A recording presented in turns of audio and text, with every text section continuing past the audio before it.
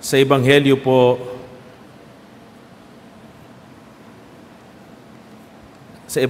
po, ni San Mateo, narinig po natin doon na gayahin niyo ako bilang isang maamo at mapagkumbaba. Kaya yun po ang ating hihilingin sa Diyos ngayong araw na ito. Kung paano nga po ba maging mapagkumbaba. Madalas po, napaka-negative po ng ating pagkaunawa kung how humility is. Madalas, it's a weakness. Kasi, sinasabi natin tayo ay mapagkumbaba kapag inaapi natin ang ating mga sarili. Kumbaga sa mga teleserye po, mas gusto natin napapanood at mas nagiging hit ang isang palabas kapag alam natin na ang mga bida ay naapi. Dahil doon lumalabas ang tensyon ng pagkagalit at pagkamuhi sa kontrabida.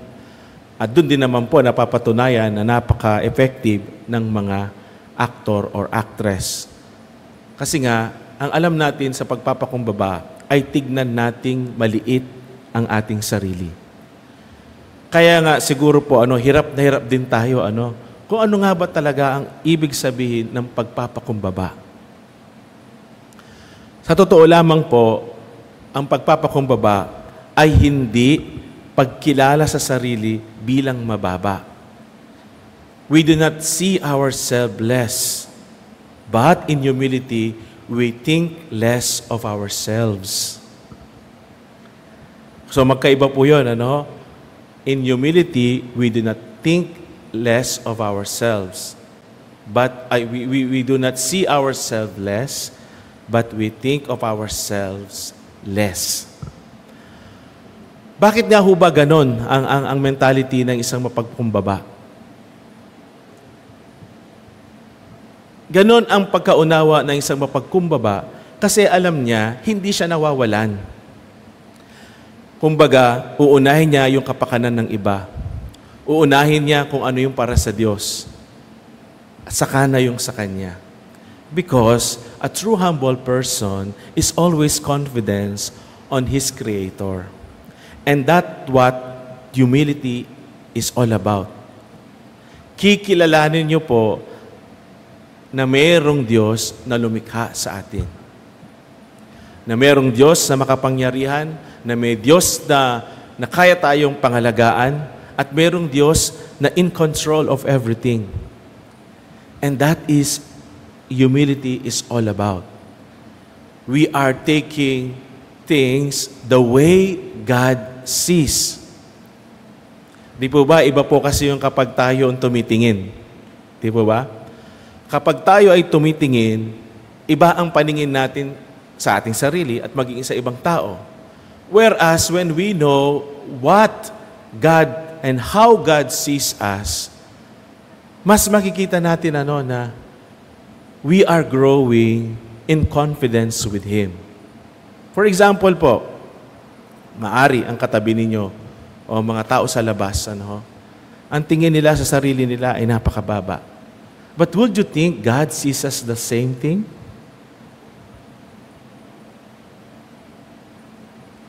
Hindi po, kasi ang tingin sa atin ng Panginoong Diyos ay mahal at mahalaga. That is why we have John chapter 3 verse 16. For God so loved the world that He gave His only begotten Son. And that is the truth of humility.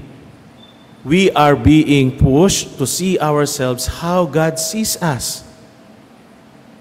Di po ba kapag ang tingin po natin sa sarili natin ay mahalaga gaya ng pagtingin natin sa Diyos, di malayo ang pagtingin natin sa iba ay mahalaga din. Kapag pangit ang pagtingin natin sa ating mga sarili, pangit din ang kalalabasan ng pagtingin natin sa ibang tao. Kaya mabilis tayong kumutya at mamintas.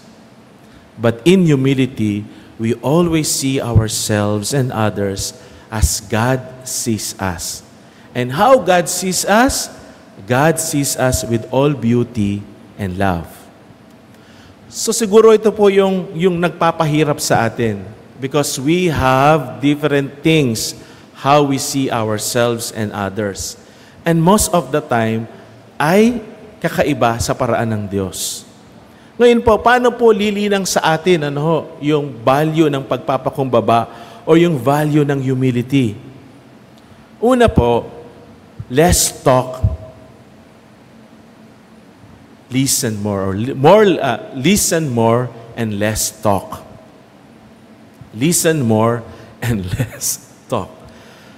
Dito po siguro natin maaalala yung turo ng ating mga matatanda sa atin. Kaya tayo binigyan ng 2 tenga at 1 bibig upang tayo ay mas lalong makinig kesa sa magsalita.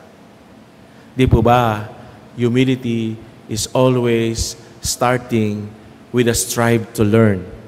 Unless we do not humbly accept ourselves that we are learning, then we cannot learn. Kayo po ba, kapag kaalam niyo po ba isang bagay, magpapaturo pa po ba kayo? Kahit magsalita po, alam ko na yan. Pero siyempre sa buhay, hindi naman po natin alam lahat. Tama po ba? Kailangan po nating makinig. At sa ating pakikinig, the value of humility, the virtue of humility is also growing. Number 2, be happy with the success of others. Be happy with the success of others. Bakit po tayo magiging masaya sa anumang nararating ng iba? At bakit po nalilinang ang ating pagpapakumbaba sa pamamagitan ng ating pagiging masaya sa kung ano man ang nararating ng ibang tao? Kasi alam niyo po, kapag po tayo masaya sa nararating ng iba, ibig sabihin, hindi tayo kailanman magiging insecure. Bakit hindi tayo nagiging insecure? Kasi nga, mabuti at maganda ang pagtanaw natin sa ating mga sarili. Di po ba sabi po nila, you cannot give what you do not have. At kung wala kang mabuting pagtingin sa iyong sarili, then how can you also look others with the same beauty and love? And that humility, and through that, humility can grow. Pag tayo'y nagiging masaya, madalas po kasi kapag meron po tayong mga nakikitang umaangat, tayo po ay naiinggit. Ibig sabihin, we do not see ourselves as God sees us. And number 3, the last point, paano po tayo luminang in the virtue of humility? Empathy. Alam niyo po ba yung katangian ng pagiging empathic? Yung hindi mo nakakalimutan kung ano yung pakiramdam ng ibang tao, lalo na sa panahon na sila ay naghihirap o may dinaramdam.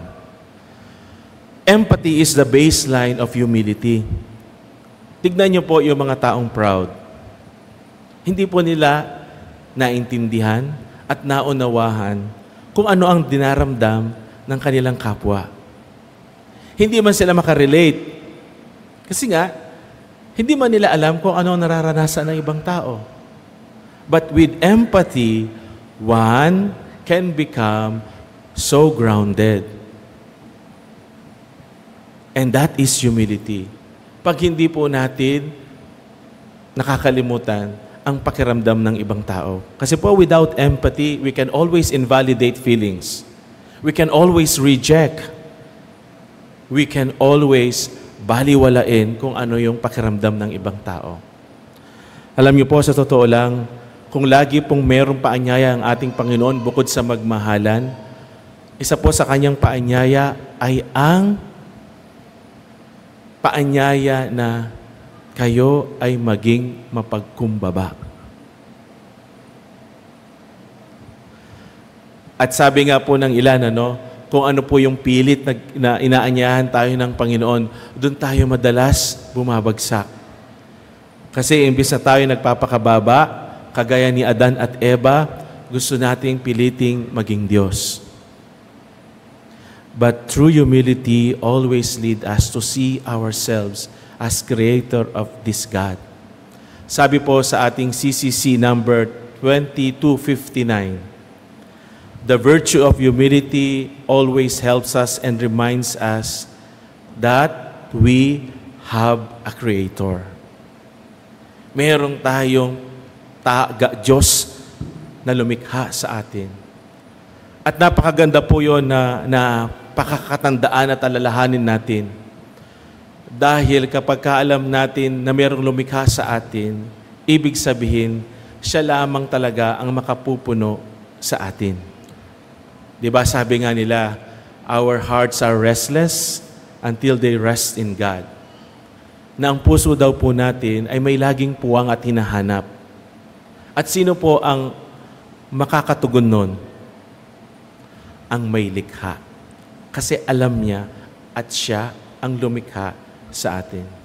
So mga kapatid, sa ating pang-araw-araw na pamuhay, huwag po nating kalilimutan na ang Diyos ang siyang lumikha sa atin.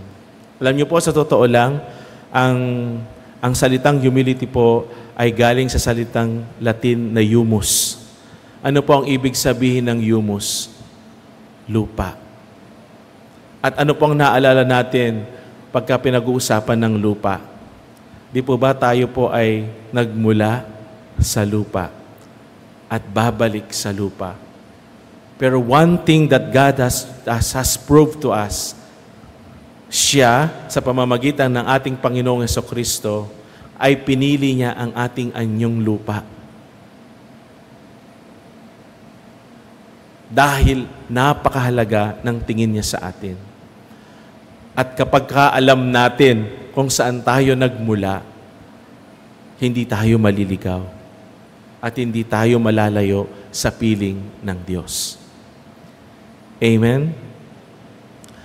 So please do not think less of ourselves because God doesn't see us that way. God always loves us and God always sees the beauty in us. At sana ito rin po ang maging paraan natin when we treat each other with love and beauty so that we can always grow in humility and generosity. Good morning po and God bless us all.